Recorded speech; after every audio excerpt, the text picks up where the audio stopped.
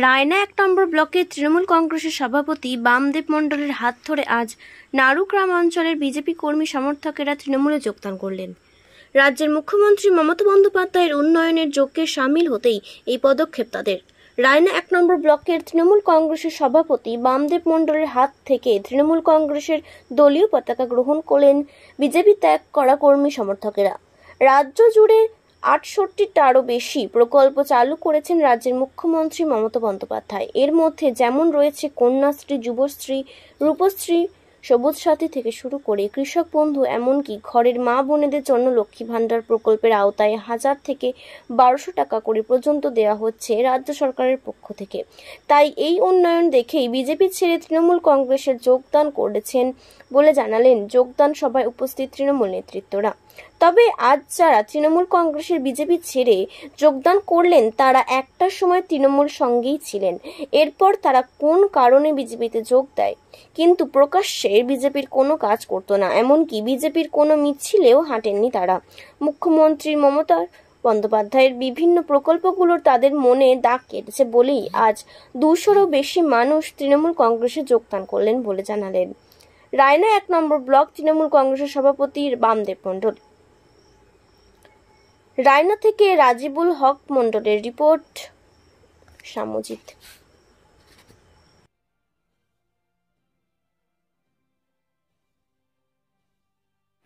আপনারা আগে কোন পার্টি করতেন?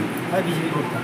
হঠাৎ করে তৃণমূল পার্টিতে হঠাৎ করে বলতে আমরা আগে যে চারিদিকে যা উন্নয়নের কাজ, রাস্তাঘাট থেকে আরম্ভ করে ধরুন নানা রকম প্রকল্প, যেমন কন্যাশ্রী, রূপশ্রী, যুবশ্রী, তারপর গরিব মানুষদের মা বোনেদের জন্য লক্ষ্মী ভাণ্ডার করেছে, মাসে মোটামুটি ১০০০-১২০০ টাকা করে দিচ্ছে।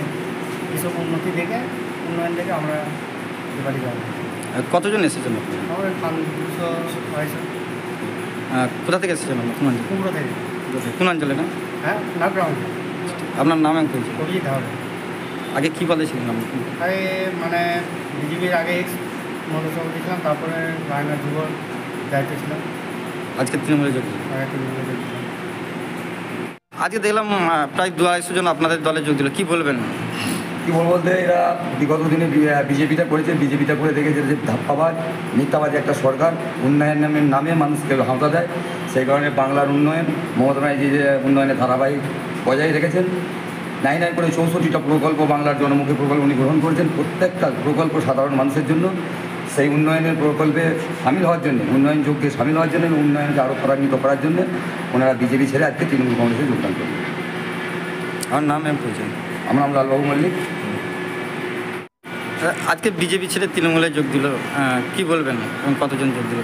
দেখুন, গোটা পশ্চিমবাংলা এবারে যে লোকসভা নির্বাচন গেল, তাতে করে বিজেপি যেভাবে মানুষকে প্রতিশ্রুতি দিয়েছিল, সেই প্রতিশ্রুতি একটা পালন করেনি।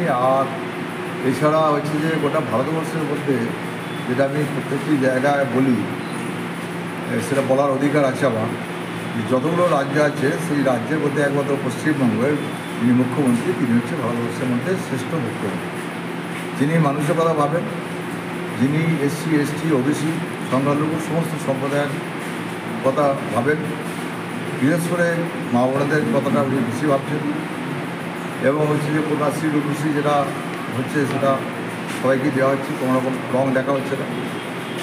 বিগত দিনে যে সমস্ত প্রকল্পগুলো তিনি ঘোষণা করেছিলেন, সেগুলো কোনো রাজনৈতিক রং না দেখে পঞ্চায়েত সমিতির মাধ্যমে প্রত্যেকটি বাড়িতে যে যেটা পাওয়ার তাদের অধিকার রয়েছে বা দেওয়া যেতে পারে, সেগুলো হচ্ছে সহজেও আমরা তাদের কাছে পৌঁছে দিচ্ছি। এবং তাতে করে মানুষ সেই সময় আমাদেরকে বিশ্বাস করেছিল, মানুষ আমাদেরকে ভরসা করেছিল। তাতে করে বিজেপি যেটা এক্সিট করে দেখিয়েছিল ২৮টা, আর তৃণমূলের দেখিয়েছিল ১২টা, আর সেটা মানুষের ভোটে সেটা দেখা গেল ২৯টা হচ্ছে তৃণমূল কংগ্রেস আর ১২টা বিজেপি। এবার হচ্ছে যে এখানে সমস্ত গরিব মানুষগুলি আমাদের সঙ্গে রয়েছে। এবং একটা সময় যারা আজকে যোগ দিচ্ছে তারা একটা সময় আমাদের সঙ্গেই ছিল। এবং মাঝে কী হলো, কী ঘটনা হলো, এটা ঠিক আমার জানা নেই, ওই এলাকায় আমাদেরকে খোঁজে দেখতে হবে। তারপর এরা বিজেপির সঙ্গে যুক্ত ছিল, কিন্তু প্রকাশ্যে বিজেপিতে ওরা নামেনি। এবং কোনো বিজেপির মিছিলে যোগ দিয়েছে বলে আমার চোখে পড়ে। সভাপতি হচ্ছে যে এরা নিজেরা এসছে, এরা দিদিকে ভালোবাসেন, দিদির যে উন্নয়ন ধারাবাহিকভাবে চলছে, দিদির যে প্রকল্পগুলো সেগুলো ওদের মধ্যে একটা দাগ কেটেছে। স্থায়ীভাবে যারা গরিব ব্যয়বতী মানুষ এবং বিশেষ করে মহিলারা এবং সর্বশ্রেণীরই মানুষ, তো তাতে করে হচ্ছে যে বিজেপির মধ্যে একটা সাম্প্রদায়িক দলের সঙ্গে থেকে একটা বিভেদের রাজনীতি, সেটা হচ্ছে পশ্চিমবাংলা মানুষ করেনি বা করে কোনোদিন করবেও না। স্বাভাবিকভাবে এরাও বুঝতে পেরেছে যে বিজেপি যেটা করছে সেটা হচ্ছে একটা সাম্প্রদায়িকতার তাস তারা খেয়েছে, মানুষের মধ্যে একটা বিভেদ তৈরি করার চেষ্টা করছে, একটা সম্প্রদায়কে বিভিন্নভাবে হেয় প্রতিপন্ন করার জন্য তারা নানা ভাষা প্রয়োগ করছে। সভাপতি এই রায়নাতে বলুন, গোটা পশ্চিমবাংলাতে বলুন, এই গ্রামে সব সম্প্রদায়ের মানুষ থাকে, সেখানে পুজোর সময় সব সম্প্রদায় একসঙ্গে পুজোতে আনন্দ করে। আবার সেখানে কোনো হচ্ছে যে যারা ওখানে বিভিন্ন হচ্ছে ঈদ বকরি যখন হয় তখনও সবাই একসঙ্গে করে। আপনারা জানেন দিদি যেটা বারবার বলেন যে ধর্ম যার যার, উৎসব সভা। তো আমরা দেখেছি যে যখন শহরে মহরম বেরোয় তখন শহরের রাস্তার দুদিকে হিন্দু ঘরের মেয়েরা কিন্তু সব দাঁড়িয়ে দাঁড়িয়ে দেখে। আবার যখন দুর্গা ঠাকুর বিসর্জন হয়, দুর্গা প্রতিমা দেখার যখন ভিড়ের লাইন করে, সেখানে দেখেছি বহু সংখ্যালঘু ঘরের মহিলা সহ পরিবার সহ হচ্ছে দুর্গা ঠাকুর দেখছে। এবং এখানে ধর্ম বলে কিছু নেই, এখানে যে মানুষ মানুষের সঙ্গে থাকে, মানুষ মানুষকে সঙ্গে নিয়ে কাজ করে। এখানে কে কী কোন ধর্মের সঙ্গে যুক্ত এটা কখনই ভাবে না। স্বাভাবিকভাবে এরা বুঝেছে, অনেক আগে বুঝেছে, এবং আমাদের দেরি হয়ে গেলে এরা অনেক আগেই চেয়েছিল দলে যোগ দেওয়ার জন্য বলেছিল। সেই সময় নির্বাচন প্রক্রিয়া চলছিল এবং নির্বাচনে অনেক আগে থেকেই এরা আমাদেরকে বলেছিল যে আমরা বিজেপির সঙ্গে যুক্ত থাকবো না, বিজেপির সঙ্গে রাজনীতি করা যাবে না, বিজেপির সঙ্গে রাজনীতি করতে গেলে আমরা মানুষ আমাদেরকে ঘৃণা করবে, এরা আমরা বলেছি। দীর্ঘদিন তাদেরকে দলে নেওয়া হয়নি, নির্বাচন চলছিল বলে। তো নির্বাচন কেটে যাওয়ার পর ওরা আমাদেরকে বারবার বলছিল আমাদের সময় হয়নি। তো আমরা মোটামুটি আজকে যেটা সে ঠিক করেছিলাম আমরা কয়েকদিন আগে, যে ওদেরকে আমরা দলে যোগদান করিয়ে আমরা আমাদের হচ্ছে যে দলের পক্ষে সাংগঠনিক যেমন কাজকর্ম করবে, তেমনি ওদের মাধ্যমে বা গ্রামে যারা আমাদের আছে তাদেরকে নিয়ে সব একসঙ্গে গ্রামের উন্নয়ন করবে। এবং সেইগুলো হচ্ছে যে দেখে নিয়ে আমরা করতে চাই এই পিছিয়ে পড়া মানুষগুলো যাতে করে কোনোভাবেই মানে পিছিয়ে না থাকে, ঠিক আছে, সেই জায়গা আমরা লক্ষ্য রেখেছি। এবং তাদের দিকে হচ্ছে যে আমরা বিভিন্ন চিন্তাভাবনা করে যদি কোনো জায়গায় কোনো ঘাটতি থেকে যায় উন্নয়নের, বা কোনো ঘরে যদি কোনো প্রকল্প না পেয়ে থাকে, বা মেয়েদের ক্ষেত্রে বিশেষ করে বাচ্চা মেয়েদের যারা পড়াশোনা করছে বা যাদের বিবাহ হবে তাদের ক্ষেত্রেও যদি কোনো জায়গায় কোনো ঘাটতি থেকে থাকে, সেগুলো আমরা নতুন করে আমার গ্রামগুলো সব কর্মীদেরকে নিয়ে ঘুরিয়ে দেখবো, কোথায় বাকি আছে সেগুলোকেও করে দেওয়ার চেষ্টা করবো। এনারা এসছেন, এনারাও আমাদের সঙ্গে থেকে সেই কাজটা করবে।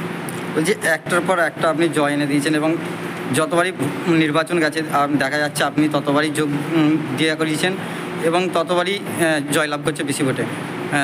আগের লোকসভা একটা নির্বাচনে আপনি বলেছিলেন যে প্রত্যেক বাড়িতে বাড়িতে পৌঁছে দিতে হবে এবং সবাই যারা বিরোধী আছে তাদের বাড়িতেও যেতে হবে, এবং এই একটা পূর্ব বর্ধমানের রায়নায় দেখা গেল বেশি সবচেয়ে লিড দিয়েছে। কি বলবেন এই ব্যাপারে? প্রথমত কথা হচ্ছে যে দেখুন, রাজনীতিটা আমরা দীর্ঘদিন ধরে করছি, স্থায়ীভাবে রাজনীতিটা করছি, সেই সুবাদে হচ্ছে যে এটা একটা যেমন দিক, গোটা রায়না মানুষ সঙ্গে আমার পরিচিত দীর্ঘদিন ধরেই।